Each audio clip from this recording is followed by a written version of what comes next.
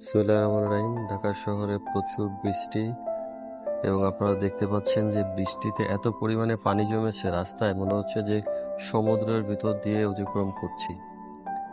এমতো অবস্থায় আজকের ভিডিও নিয়ে আপনাদের সামনে আমি রাজ সিটি ব্লগ থেকে আপনাকে স্বাগত। বন্ধুরা, আজকে আমাদের গন্তব্য হচ্ছে ধানমন্ডি। ধানমন্ডিতে যেহেতু যাচ্ছি, পথে পানিতে পুরো প্লাবিত হয়ে গেছে প্রচুর ঘন বৃষ্টিতে। ঢাকার বর্তমান পরিস্থিতি তুলে ধরার চেষ্টা করছি। আর যারা বন্যায় ক্ষতিগ্রস্ত হয়েছে তাদের জন্য আল্লাহর কাছে দোয়া করছি যেন তারা এই দুর্যোগ মোকাবেলা করে আবার স্বাভাবিক জীবনে ফিরে আসতে পারে। খুব সুন্দর ওয়েদার এবং বিউটিফুল।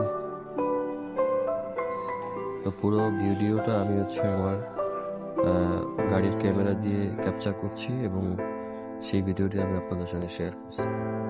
তো দেখতে থাকুন রাজ সিটি ব্লগস এবং পাশে থাকুন, সাপোর্ট করুন।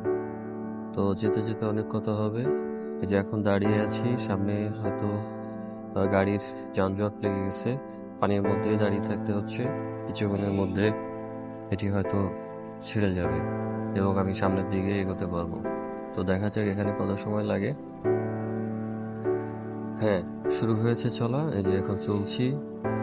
এখানে একটি মোটরসাইকেল হয়তো বিকল হয়ে গেছে, পা দিয়ে ঠেলে সে তার বাইকটি সরাচ্ছে এবং ওইখানে আরেকটি গাড়ি, ওই যে আমার হাতের ডান পাশে, অকেজো হয়ে পড়ে আছে, ওটার ভিতরে পানি ঢুকে গেছে, গাড়িটি ক্ষতিগ্রস্ত হয়েছে, সে ইমার্জেন্সি দিয়েছে।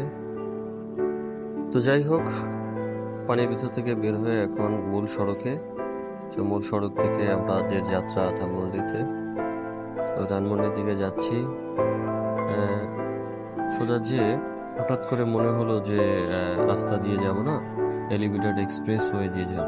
সো ডানে ইউটার্ন নেওয়ার জন্য দাঁড়িয়েছিলাম, কিন্তু না, এবার ভাবলাম যে সোজাই যাব, রাস্তা দিয়ে যাব। সো আবারও গাড়ি বামে নিয়ে সোজা রাস্তা দিয়ে যাত্রা শুরু করলাম। তো এভাবেই দেখতে থাকুন আজকের এই বৃষ্টি স্নাত দুপুরের ভিডিও। অত্যন্ত সুন্দর পরিবেশ, চতুর্দিকের আবহাওয়া এত শীতল এবং ঝিরি ঝিরি বৃষ্টির স্পিড যদি বলি, মোটামুটি মিডিয়াম রেঞ্জে বৃষ্টি হচ্ছে, খুব ঘন বৃষ্টি হচ্ছে না, স্বাভাবিকভাবে বৃষ্টি হচ্ছে। রাস্তার অনেক জায়গায় পানি জমেছে। এটি হচ্ছে হোটেল রেডিসন থেকে সামনে, এখানে একটি আন্ডারপাস আছে। আন্ডারপাস থেকে মানুষ রাস্তার এই পাশ থেকে ওপাশে যাতায়াত করে। আজ এ পর্যন্তই, দেখা হবে নতুন কোনো ভিডিও নিয়ে, কথা হবে আপনাদের সাথে।